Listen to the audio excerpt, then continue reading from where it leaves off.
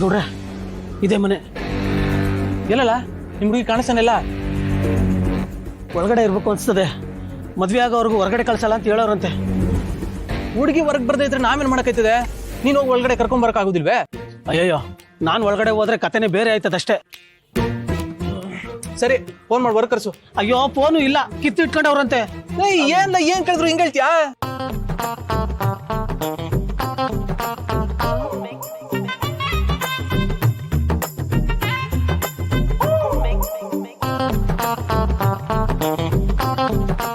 ಒಂದು ಐಡಿಯಾ ಬಂತು ಕಲ. ಈಗ ನಮ್ ಪೂರ್ವಿಯವ್ರನ್ನ ನಿಮ್ ಹುಡುಗಿ ಫ್ರೆಂಡ್ ಅಂತ ಒಳಗೆ ಕಳ್ಸಿ ಅವಳನ್ನ ಹೊರಗೆ ಕರ್ಕೊಂಡ್ ಬರೋಂಗ್ ಮಾಡೋದು. ನಾನ್ ಒಳಗಡೆ ಹೋಗ್ಬೇಕಾ? ಹೂ ಮೇಡಮ್ ಅವ್ರೆ, ಆಗ್ಲೇ ಪ್ರೇಮಿಗಳಿಗೆ ಸಹಾಯ ಮಾಡ್ಬೇಕು ಅಂತ ಹೇಳಿದ್ರಲ್ಲ, ಇದು ಸಹಾಯನೇ, ಹೋಗ್ ಮಾಡಿ. ಸರಿ, ನಾನು ಹೋಗ್ತೀನಿ. ಹೇಗೋ ನನ್ಗೇನಾದ್ರೂ ಆದ್ರೆ ಕಾಪಾಡಕ್ಕೆ ಇಬ್ರಲ್ಲೊಬ್ರು ಬರ್ತೀರಾ ಅಲ್ವಾ? ನಂಗೂ ಇದೊಂಥರ ಹೊಸ ಅನುಭವ.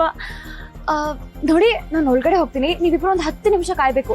10 ನಿಮಿಷ ಆದ್ಮೇಲೂ ನಾನು ಆಚೆ ಬರ್ಲಿಲ್ಲ ಅಂದ್ರೆ ಇಬ್ರಲ್ಲೊಬ್ರು ತಕ್ಷಣ ಬಂದು ನನ್ನ ಕಾಪಾಡ್ಬೇಕು, ಸರಿನಾ?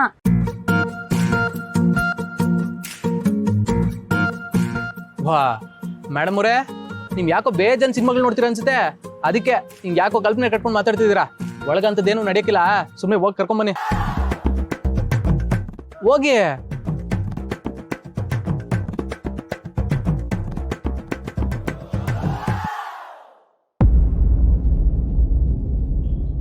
ಗೌಡ್ರೆ, ಅವ್ರು ನಮ್ಮ ಹುಡುಗಿನ ಕರ್ಕೊಂಬರ್ತಾರೆ ಅಂತೀರಾ? ಕರ್ಕೊಂಡ್ ಬರ್ತಾರ್ಕೊಂಡ್ ಸುಮ್ಕಿರ್ಲ. ನೋಡ್ಲಾ, ಪ್ರೀತಿ ವಿಷಯದಲ್ಲಿ ಹುಡುಗರ ಸಹಾಯ ಎಷ್ಟು ಮುಖ್ಯನೋ ಹುಡುಗಿರ ಸಹಾಯನೂ ಅಷ್ಟೇ ಮುಖ್ಯ. ಹೆಂಗ್ ಕರ್ಕೊಂಡ್ ಬರ್ತಾರ ನೋಡ್ತಾ ಇರು. ಏನೋ ಭಯ ಆಯ್ತದೆ.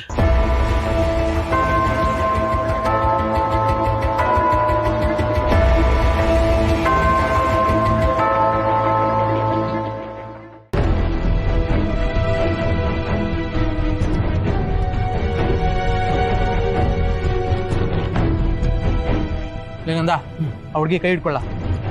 ಬರವಾ, ಬನ್ನಿ, ಹೋಗಮ್ಮ, ಬನ್ನಿ.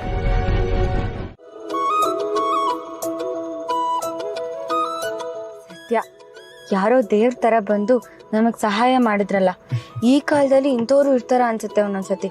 ನೀವೇ ಯಾವಾಗ್ಲೂ ಹೇಳ್ತಿರ್ತೀರಲ್ಲ, ಒಳ್ಳೆಯವರಿಗೆ ಯಾವಾಗ್ಲೂ ಒಳ್ಳೆಯವರೇ ಸಿಗ್ತಾರೆ ಅಂತ. ಇದು ಹಾಗೆ ಅಂತ ಇಟ್ಕೊಳ್ಳಿ. ಅದೇ, ನೀವ್ ನನಗ್ ಸಿಕ್ಕಿದ್ರಲ್ಲ ಹಾಗೆ. ನೀವ್ ನನಗೆ ಸಿಕ್ಕಿದ್ರಲ್ಲ ಹಾಗೆ.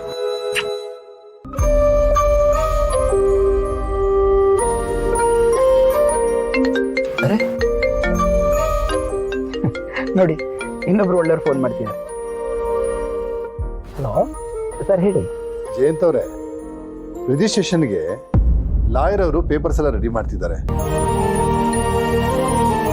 ನಿಮ್ದು ನಿಮ್ಮ ಮನೆಯವ್ರದ್ದು ಆಧಾರ್ ಕಾರ್ಡು ಪ್ಯಾನ್ ಕಾರ್ಡ್ ಕೇಳ್ತಿದ್ದಾರೆ. ಕಳಿಸ್ಕೊಡ್ತೀರಾ? ಹಾಂ ಸರ್, ಡೆಫಿನೆಟಾಗಿ ಕಳಿಸ್ಕೊಡ್ತೀನಿ.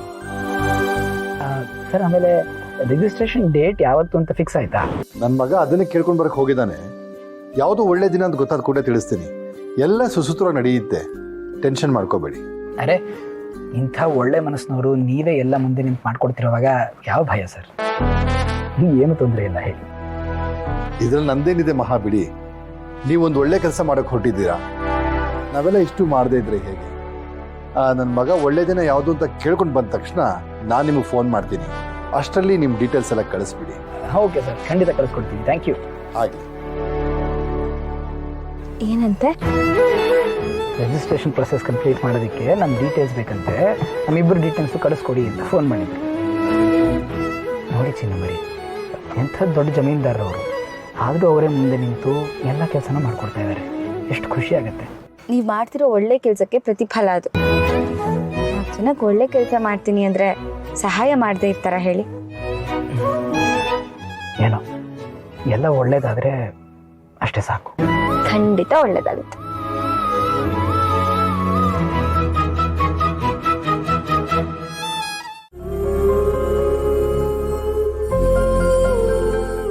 ಭಾವನಾ, ಬಂದೆ ಅಮ್ಮ? ಹಾಮ, ಏನಾಯ್ತಮ್ಮ? ಕೈಗೆ ಬಟ್ಟೆ ಸುತ್ಕೊಂಡಿದ್ಯಾ? ಅದು ತರಕಾರಿ ಹೆಚ್ಚುವಾಗ ಸ್ವಲ್ಪ ಗಾಯ ಆಯ್ತು ಅಷ್ಟೆ. ನೀನು ಕುದೀತಾ ಇರೋ ನೋವನ್ನೆಲ್ಲ ಯಾರಿಗೂ ತೋರಿಸ್ಕೊಳ್ದೆ ಹಾಗೆ ಮನ್ಸಲ್ಲಿಟ್ಕೊಂಡಿದ್ಯಾ? ಈ ಸಣ್ಣ ಗಾಯಕ್ಕೆ ಕೇಳ್ತಾ ಇದೆಯಲ್ಲಮ್ಮ. ಭಾವನಾ, ನೀನೇನು ಯೋಚನೆ ಮಾಡಬೇಡ. ಈ ಸಮಸ್ಯೆಗೆ ಆದಷ್ಟು ಬೇಗ ಒಂದು ಪರಿಹಾರ ಸಿಗುತ್ತೆ. ನನಗಂತೂ ಒಂದೂ ಗೊತ್ತಾಗ್ತಿಲ್ಲ ಅಮ್ಮ. ನನ್ನ ತಲೆ ಎಲ್ಲ ಕೆಟ್ಟು ಹೋಗಿದೆ. ತಲೆ ಕೆಡಿಸ್ಕೋಬೇಡ ಭಾವನಾ. ನಾನು ಈ ವಿಷಯನ ಸಿದ್ದು ಹತ್ರ ಹೇಳಿದ್ದೀನಿ. ಅವನೇನಾದ್ರೂ ಒಂದು ದಾರಿ ತೋರಿಸ್ತಾನೆ. ಅಮ್ಮ, ಅವ್ರ ಹತ್ರ ಯಾಕೆ ಹೇಳಕ್ ಹೋದೆ? ಅವ್ರೇನಾದರೂ ಸಿಂಚನನ್ಗೋ ಅಥವಾ ಅವ್ರ ಮನೆಯವ್ರಿಗೆ ಹೇಳಿದ್ರೆ ಒಬ್ರಿಂದ ಒಬ್ರಿಗೆ ಮಾತು ಹೋಗುತ್ತೆ. ಹಾಗೆಲ್ರಿಗೂ ನಾನು ಏನು ಉತ್ತರ ಕೊಡ್ಲಿ? ಭಾವನಾ, ಸಿದ್ದು ಅಂತ ಹುಡ್ಗ ಅಲ್ಲಮ್ಮ. ಅವನಿಗೆ ಹೆಣ್ಮಕ್ಳ ಬಗ್ಗೆ ತುಂಬಾ ಗೌರವ ಇದೆ.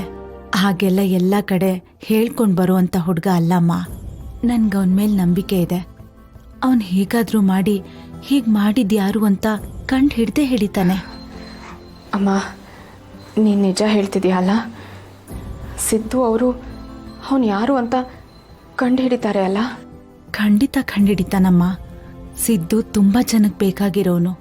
ಅವನ್ ಮನ್ಸ್ ಮಾಡಿದ್ರೆ ಇದು ಕಷ್ಟದ ಕೆಲ್ಸ ಅಲ್ವೇ ಅಲ್ಲ.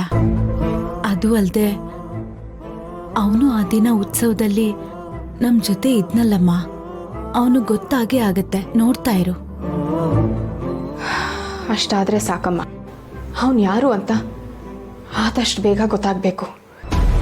ಎಷ್ಟು ಬೇಗ ಆಗುತ್ತೋ ಅಷ್ಟು ಬೇಗ. ಭಾವನಾ, ಏನಮ್ಮ ಇಷ್ಟು ಕೋಪ ಮಾಡ್ಕೊಂಡಿದೀಯಾ? ನೀನ್ ಸ್ವಲ್ಪ ಸಮಾಧಾನವಾಗಿರು, ಎಲ್ಲ ಸರಿ ಹೋಗುತ್ತೆ. ಬಾ ಕೂತ್ಕೋ. ನಿನಗೆ ಕುಡಿಯಕ್ ನೀರ್ ತರ್ತೀನಿ ಇರು.